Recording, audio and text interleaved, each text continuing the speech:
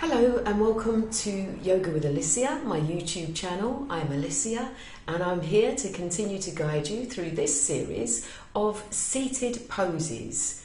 And today we've got Pascimottanasana, and this is a back extension.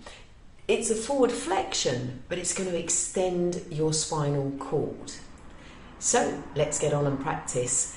Bring yourself onto your mat, into Dandasana, with your legs out in front of you, nice and stretched, ensuring that you're in a place where you feel comfortable and no one's going to disturb you. So ultimately, Pascimottanasana is a forward bend. But to achieve the forward bend, you need to know that the origin of the movement is from within the hips. Now what we can do to help this movement is to create space in our hip joints. So if we think about lifting tall and lifting our hips up and away from the femur bone, that will create more space so that we can then fold over the femur bones. So if you imagine at the upper femur bone, it's going to be like a bit of a knuckle part, and on top the hip joint will rest.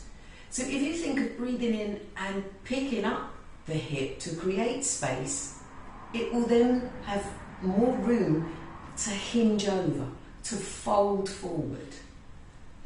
So first and foremost, as we sit here in Dandasana, we want to be creating elevation. You can also bring the flesh of your buttocks up into the small of your back. So that just helps lift and tilt you slightly forward onto your skin. Because if you work at a desk all day, you might sit a bit rounded shouldered, a bit slumped. You might allow your rib cage to drop into your stomach, which has caused you to have a bit of compression. Well, in this one, we're reversing the effects of that. So we're rising up, we're creating space, we're pulling pubis up to navel internally, so we're lifting our tummy internally too, and all this is going to make a great amount of room to then fold forward. You want to try and aim as well that as you extend through the spine to reach forward, that you avoid rounding the shoulders and slumping. It really is a back extension. So from your tailbone down here, your coccyx, all the way up to the top of the head, you're reaching, you're making that extension forward. Realising as well, if you can only get to here for now, keep the breath flowing. Every inhalation creates lift, elevation and space.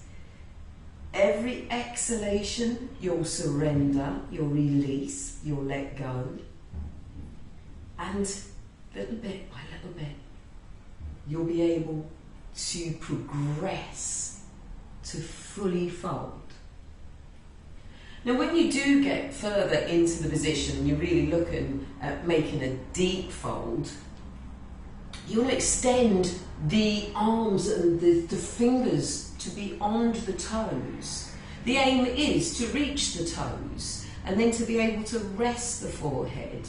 So if you're attempting to reach the toes, if the toes are pointing away from you, you've got further to go. So why not bring the legs into play and pick the toes up and draw them back towards the trunk of the body, towards the area of the shoulders, so then you're able to make that connection. Now another thing you can also do when you get into the deepness of this position is you could use a cushion, possibly, so that when you get into your forward fold, you can then rest the forehead onto your cushion or blanket, or even a block. You could have a block between the legs, anywhere that it feels right for you, because when you release and let go into this posture, you really begin to quiet the mind, and it allows the the ego to just settle down and to not be so prominent.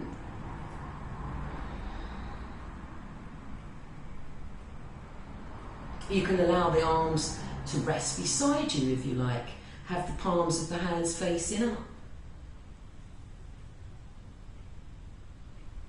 And keep in mind that it's a back extension, so you're extending your spine. So you really want to feel like you're elongating the trunk of your body along your thighs, and your head is always trying to move toward the area of the feet.